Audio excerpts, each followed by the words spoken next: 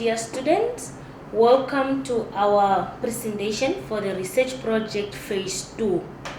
By this time, you should have your proposal approved by your supervisor, and you have actually then carried out your research project and you are ready to present your report. I'm Etuna Simon Nifikwa, your supervisor for the research project. In this presentation, we are going to look at reflective thinking questions. As a researcher, you need to reflect, you need to think, reflect back on what you have done, what it is that you would like to do, okay? And then we'll also look at research project report writing, and then the project report guidelines, as well as project layout, and then we'll talk about references. Because it's an academic writing, it's important to understand references. Okay. Looking at reflective thinking questions, you need to ask yourself what topic will fit for the case under study. By now you are familiar with that because you have your proposal approved, you know what it is that you have carried out, you are aware. And I always say, don't divert from the topic that you have proposed already in your proposal, because then you want to start the process over. It's always important to continue with that specific topic because it has been approved and that your supervisor have looked at your proposal and you were provided with important comments and suggestions. Is my topic relevant? You must always ask yourself, is it appropriate, and does it reflect the problem to be studied, and is it clearly stated?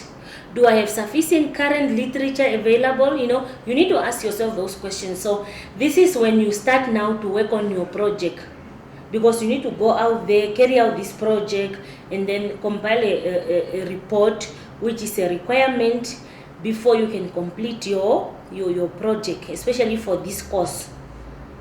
Okay, it's very important to reflect.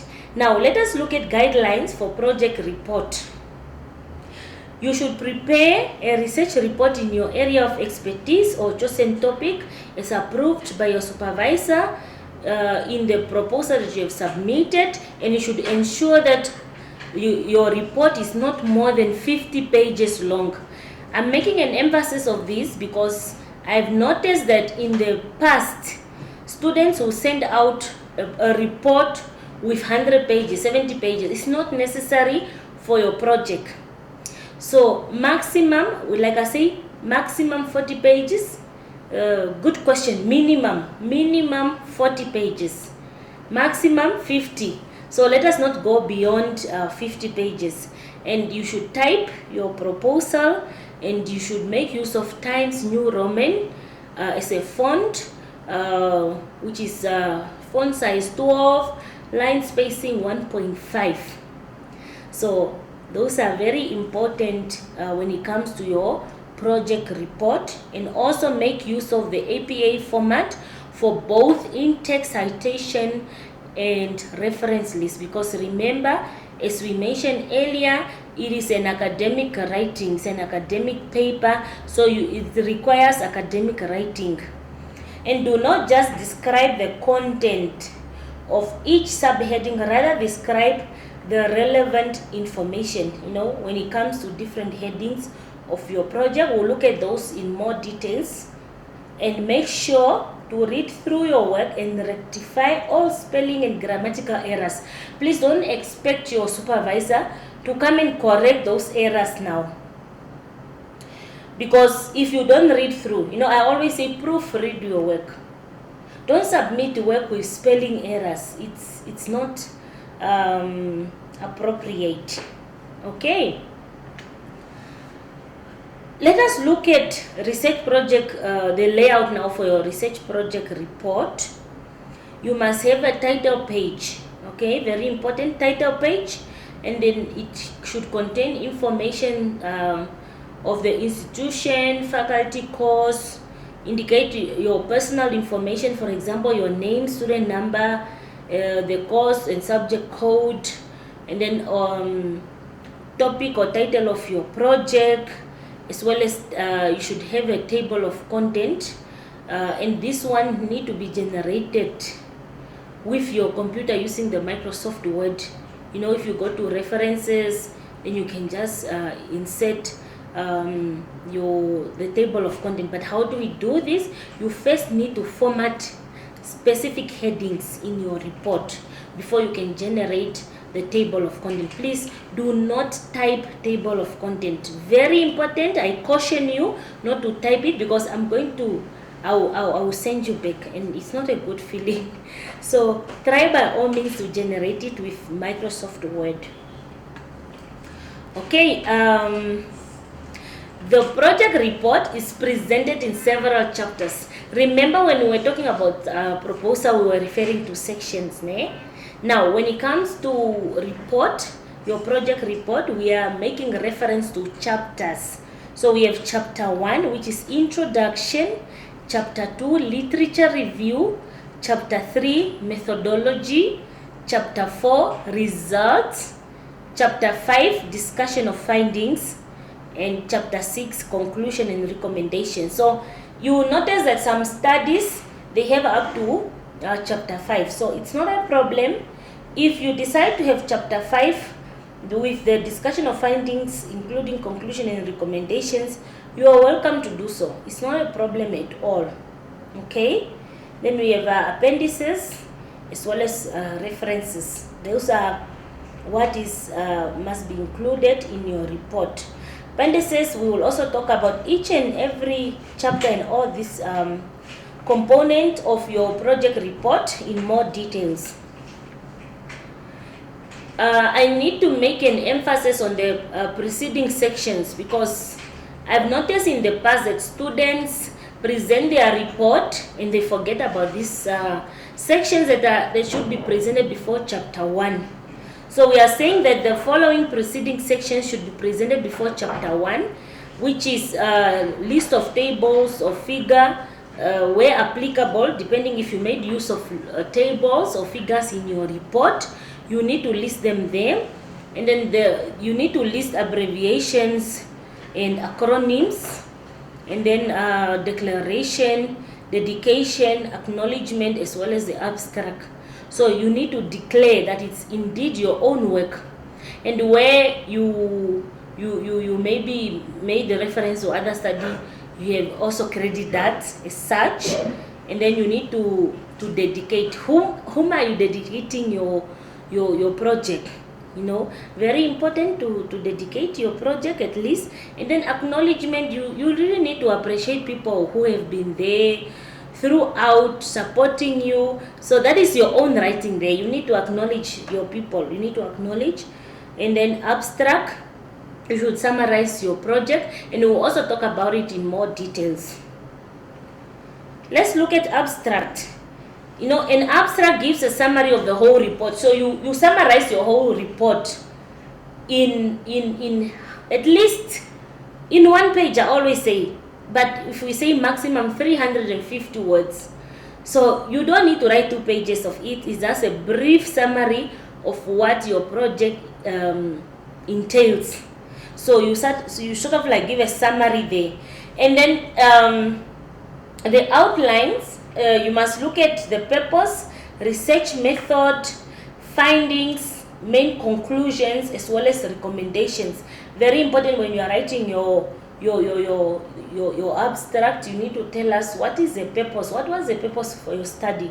Maybe you can also tell us, considering the research questions or objectives, and then the method that you have applied or you have employed in your project, and then your findings, and then you also draw some conclusions. You need to talk about the conclusion that you have drawn from your project, as well as the recommendations that you have made based on the findings. So you present those ones in the abstract.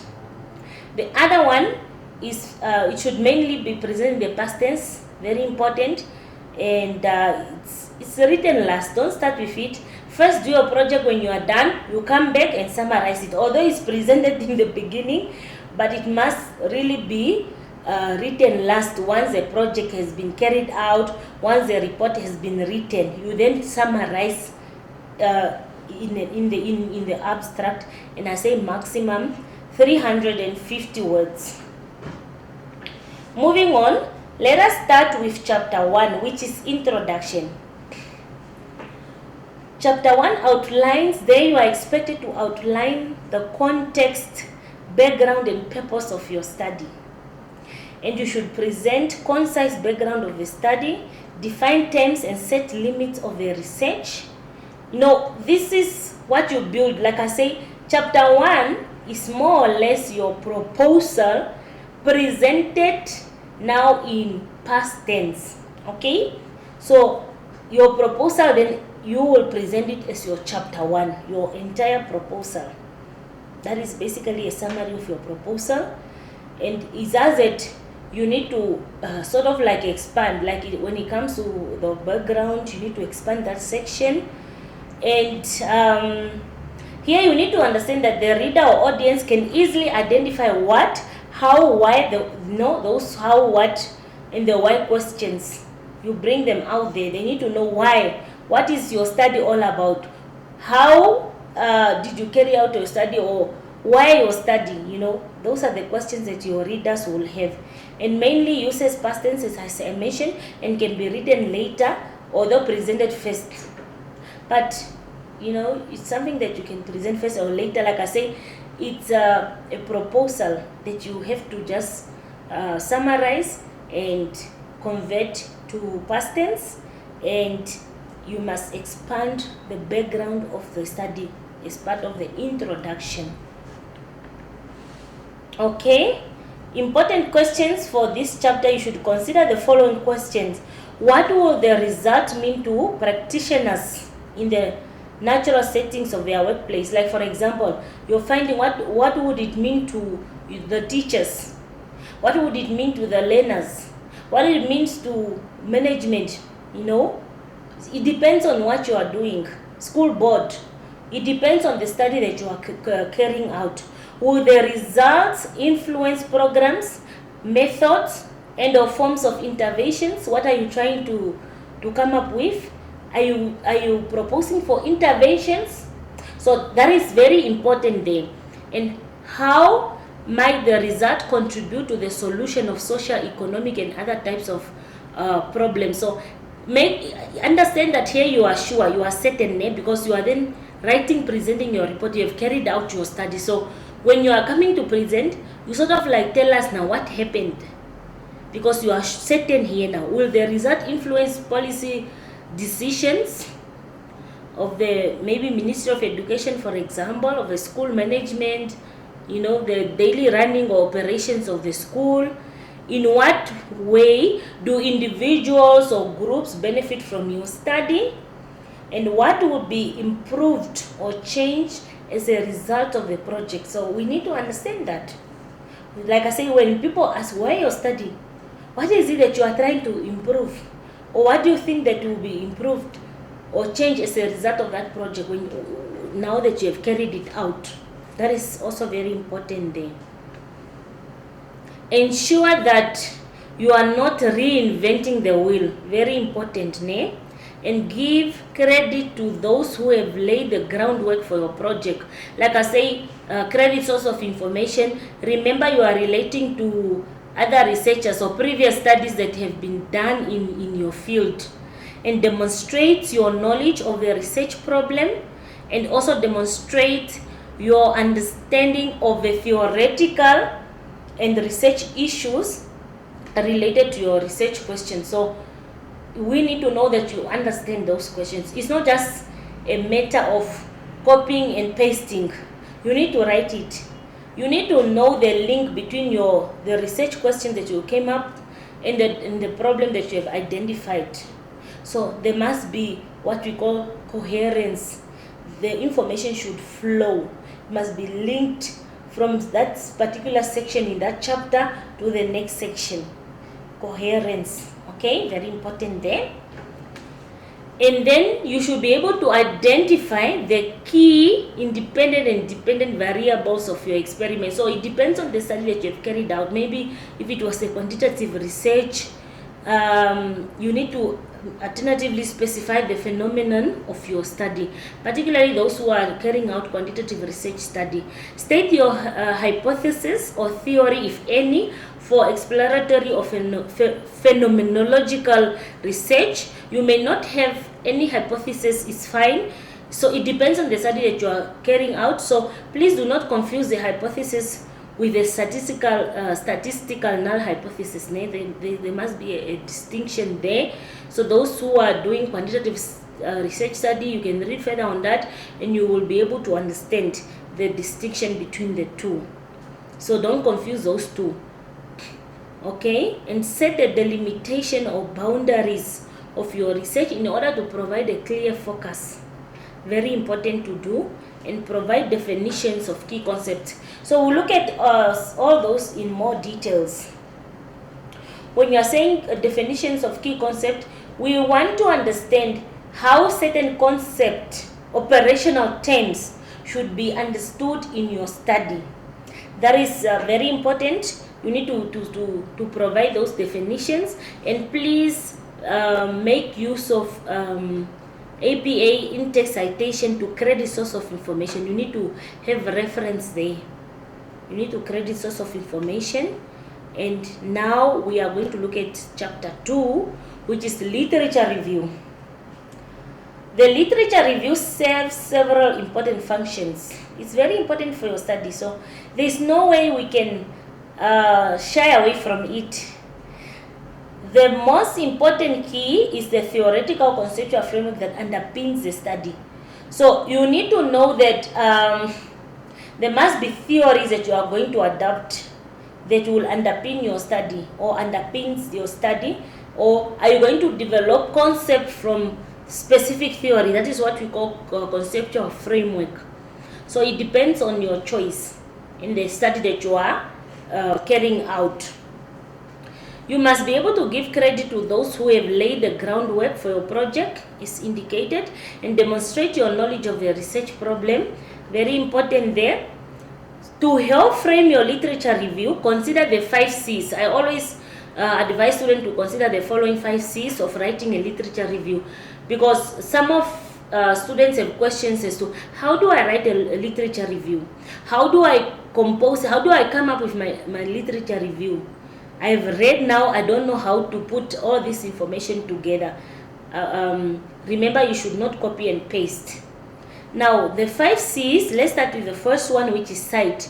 To keep the primary focus on the literature pertinent to your research problem, so you need to make sure that you cite important information, credit source of information, and there's also what we call compare, the other C. You need to compare the various arguments, theories, methodologies, and findings expressed in the literature. You know, what is it that other study find out which theories they use or methodologies, and then we will look at their findings. Like I say, where, you know, what were the arguments, the similarities, are there differences in the literature? So because when you are reviewing literature, you want to bring out information of those specific studies. Your reader should be able to understand what were the findings from those previous studies. You don't just copy and paste. Like I always advise students, when it comes to literature review, do not read previous studies literature review. That is another person's literature review. Ignore that. Look at their methodology, look at their research questions, look at their findings, look at the conclusions they have drawn from their study and the recommendations. Then you can summarize from there. Forget about their literature review. You need to come up with your own literature review, meaning you review literature and compile that report on the literature review. The other C is contrast. You need to contrast the various arguments, themes, methodologies, approaches, and controversies expressed in the literature. You know, it's like you are saying compare and contrast. You must be able, not just in terms of comparative studies or comparing arguments and methodologies, but you must also be able to contrast, those various arguments. Critique, very important. You need to know how to critique the literature.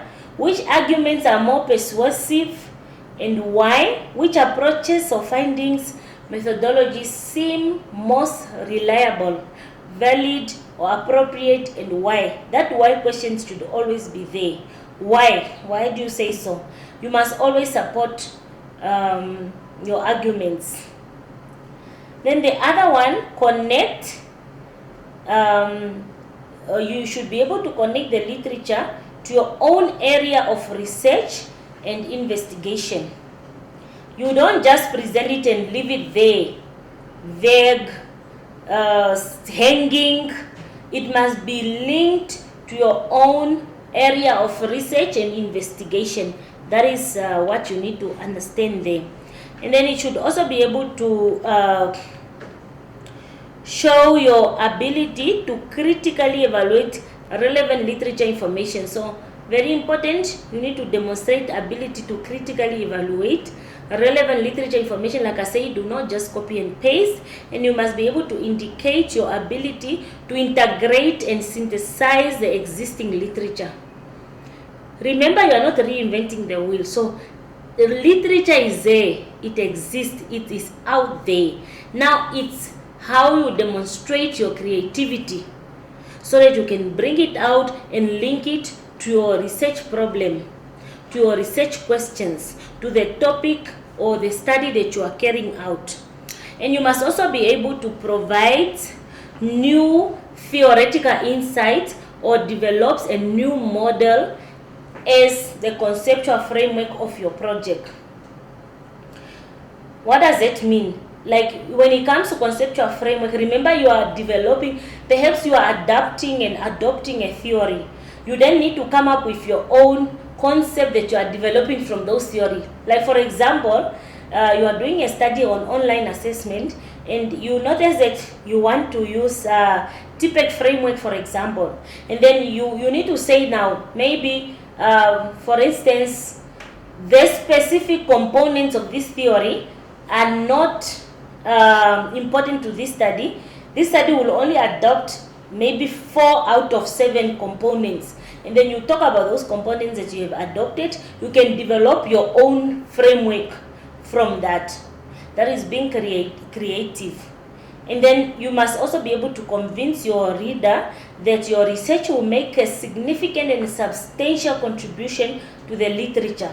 For example, resolving an important theoretical issue or filling a major gap in the literature. Like I always say that there is a gap in the literature, especially when it comes to online assessment. It's one of the area which I have interest in. You need to know how are you going to fill that gap. Where is the gap? Identify the gap. Perhaps information are not clear, are not really documented when it comes to such studies in maybe in your area, and you have identified the gap. So you need to also then know how to fill that gap. Okay, what are some of the common problems in literature review?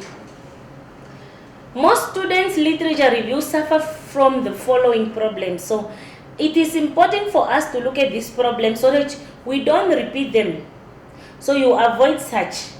Most of the student literature is lacking organization and structure. So information is just thrown out there. There is no coherence. There is no link. Lacking focus, unity, and coherence, being repetitive and verbal. So do not repeat. Like I say, stop beating around the bush. You are talking, if you are addressing, let's say you are addressing assessment, finish addressing assessment before you move over to evaluation. It's just an example, all right?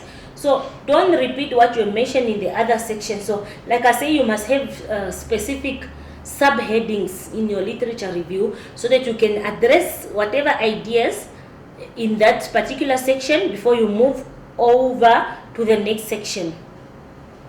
Failing to cite influential papers, like I say, the key role players, those experts, in your field, you must remember to cite them. Don't just pick anything that has been carried out. You would have to identify studies that are in your area of interest, studies that are really addressing the research topic that you have selected. And then the other one, we are saying failing to keep up with recent developments. So you need to identify the recent developments, like maybe in education when it comes to learners' performance. What has the ministry done? Maybe teachers were given additional training. Maybe teachers also then give remedial teaching to learners, so afternoon classes. So you need to understand that, especially when you are talking about it in the literature review. And also if you fail to critically evaluate cited papers. So it's very important to critically evaluate such papers, and citing irrelevant or trivial references. Like you notice that a student is just citing some sources for the sake of citing. You shouldn't do it like that. It must be relevant to your study. Depending too much on secondary sources, please avoid a lot of secondary sources. We also want you to make use of primary sources of information. Okay, this is a way to avoid the trends of copying and pasting. Do not copy and paste. Let us look at methodology, which is our chapter 3. This chapter, you should be able to indicate the research method used. Like I say, is it qualitative or quantitative, or are you going for mixed methods? Mixed method is when you employ both qualitative and quantitative. You must also be able to cite from research books where applicable. Very important when it comes to chapter 3. Read various research book. No method is perfect, so acknowledge how you collected data, your data. So it doesn't say qualitative is the best, quantitative is the best, or mixed method is the best. It depends on the one that you have employed for your study, and the one that is actually applicable to your study, the one that is actually going to assist you in answering the research questions. Remember those questions that you have identified in chapter 1. You should also indicate the approach used. Like for example, in qualitative study, maybe case study, like I say, is it multiple case study or experimental? You need to be specific. Are you going to do a survey? If it's quantitative, you need to be specific there and explain instruments and the relevance during data collection. Okay, and present how data were collected or analyzed, and also do not forget what we call ethical considerations. How did you treat your participants? Did you understand confidentiality? There's no need to reveal their identity. Sometimes they need to be also protecting your participants' views by giving them maybe, like for example, you can use coding. You can say teacher A instead of mentioning their names, teacher 1 or teacher 2. So depending on your study, learner A or learner B. For example, did you request for permission to carry out that study? We know that it's a requirement that you should do that project, but you should also then request for proper, what you call permission to carry out the study. And also get participant consent. These days is very important. If you are doing a study with minor children, you must also understand that you need their parents' consent, or the school consent for you to be able to do such a study. Those are the ethical considerations, things that you need to consider when it comes to your research project. Okay, let us look at chapter 4, which are the results. This one is it's really one of the chapters where students, they started nicely with their project, but then when it comes to these ones, they feel like I don't understand. How am I going to analyze my data? Now I always tell them, present the raw data. What does that mean? The way you collected it. If you are making amendments, there is a way for doing such. We are saying, what are the teachers saying? Did you carry out, maybe if your instrument, one of the instrument was interview maybe guide, or use an observation schedule. So it depends. So then you need to understand that the presentation of your findings should be done in chapter 4. You tell us now, what did you find out? Who are your participants? So is it qualitative or quantitative? It's also depend. Like I say, qualitative is more descriptions, but quantitative is more, they make use of tables and figure to present their findings. So in qualitative, you might also then make quotation, like sort of verbatim, like what did your participants say when you interview them. You can organize it. So here you need to use your creativity. You need to organize your data after analyzing it. So present findings of your research. You only focus on the facts, no interpretation. Like I say, present raw data. We want to see it raw, the way it is. You cannot interpret here. And then you must use graphic form, like for example, if it's quantitative, tables and graphs. If you feel like qualitative, you can also make use of a table, but normally for quantitative, we make use of graphs. Okay? And like I say, for qualitative study, make use of direct quotations from respondents. Very important, so that we know how your respondent answer that specific question that you were asking them, maybe in the interview. So it depends on the method that you are using, but very important, present raw data. Okay. Moving on to chapter 5, there I expect to see discussion of findings. So it depends on your study. Some of the students can opt to have discussion of findings in this chapter, summary of findings, conclusion and recommendation is still okay, but just make sure that here the first thing you start with, sort of like introduce your chapter, and then for every chapter there must be an introduction, very important also, particularly chapter 1, let's say chapter 2, 4 and 5. Chapter 1, background of the study, self-explanatory. No need to, if you like, you can also introduce it. What are you going to, sort of like tell us what you are going to address in that specific chapter. Now, when it comes to discussion of findings, you need to discuss it. Remember the raw data in chapter 4. You should then now discuss it. You are now going to sort of like elaborate now on those findings. Here you are interpreting now. You want your readers to now understand those findings, the results. So we are saying present an interpretation and evaluation of the results. You know, we are saying that the analysis of the results should draw together different aspects of the findings, and you should relate to the literature as presented in chapter 2. Here it's very important that don't relate to literature which is not found in chapter 2. So that is why I say chapter 2 is very important, to ensure that those literature, they address your research question, the research problem, then the topic that you are carrying out. Okay? Because if you then just present and omit out important information and you want to include it in the discussion, that is where you go wrong. Everything must be related to what you presented in chapter 2. Like I say, we want to understand now these findings. Are they in agreement with the literature? Your findings now from your project, are they different? Are they similar? Bring out those similarities and differences. You need to explain it. How are they related? Okay?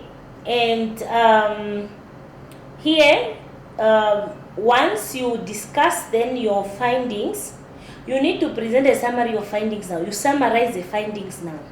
So first, you discuss them and then you summarize before you draw conclusions. So like I say, you can also have your conclusions in this chapter, or you can have it in chapter 6. It depends on you and the one that you want to adopt for your study. So why do we need to cite relevant literature as presented in chapter 2? Is basically just to support our findings. you need to compare with your arguments, because for us to know that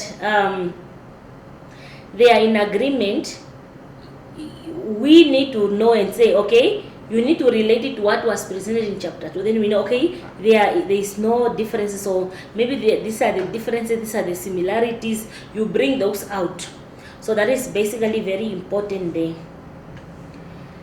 If you opt to have then conclusion also, which is compulsory, all these sections are very important.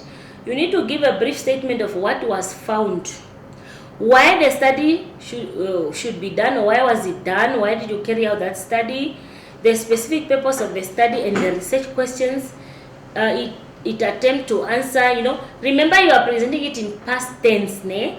So you need to tell us now the specific questions that were your project answered, and then the decision as to why the research design and method were used and chosen over other options. So this is when you bring out all this in your conclusion, and the potential implications emerging from your study of the research problem, and also a sense of how your study fits within the broader context about the research problem. You know, all those are very important in the conclusion, because you need to draw conclusions. Then once you are done with conclusions, you then go to what we call recommendation. Like I say, you can have it all in chapter 5, or you can have them separate and have recommendation and conclusion and recommendation maybe in chapter 6. It's up to you. They are all equally appropriate and they are acceptable. Okay, now when it comes to recommendations, how will the result of the study be implemented, and what innovations that come about? So those are some of the questions that you need to ask yourself. What suggestions for subsequent research that arise from the potential outcomes of the study? And then you should also suggest suitable or changes or solutions. So based on this study, the following are recommended. Maybe you recommend teachers to do certain things. What are your recommendations to the learners? What are your recommendations to maybe school management, to the line ministry? So, and also remember the future research areas that you did not really, maybe you overlook, you didn't really include them in your study, and you want somebody to build from your study to, you know, for that gap that you identify but you could not fill it due to specific reasons. So that is what we call future research. What are you suggesting that can be done by other researchers? Like I say, in research, we do not reinvent the wheel. Teachers must, like for example, teachers must be encouraged to develop lesson plans that reflect the motive of ICT use and integration. These are some of the recommendations that I recommended for the study that I carried out on teachers' use of, life science teachers' use of ICT in their classroom, you know. So you can also give, depending on your topic. Then you can say for future, just an example for future research, I have recommended that research is needed in other educational region to complete the view of ICT use in Namibian school, because that particular research was carried out in the Commerce region. So excuse me. Now for us to have a complete view of ICT use in Namibia, we sort of like recommend that research can be carried out in other regions. So it's up to you. You can remember it's your study, and all these recommendations should be made based on your findings. So this is just an example. One thing that I want to bring out, that I would like to highlight, is that research is what we call back and forth process. So at times you might get irritated or annoyed that why is the supervisor sending back my work?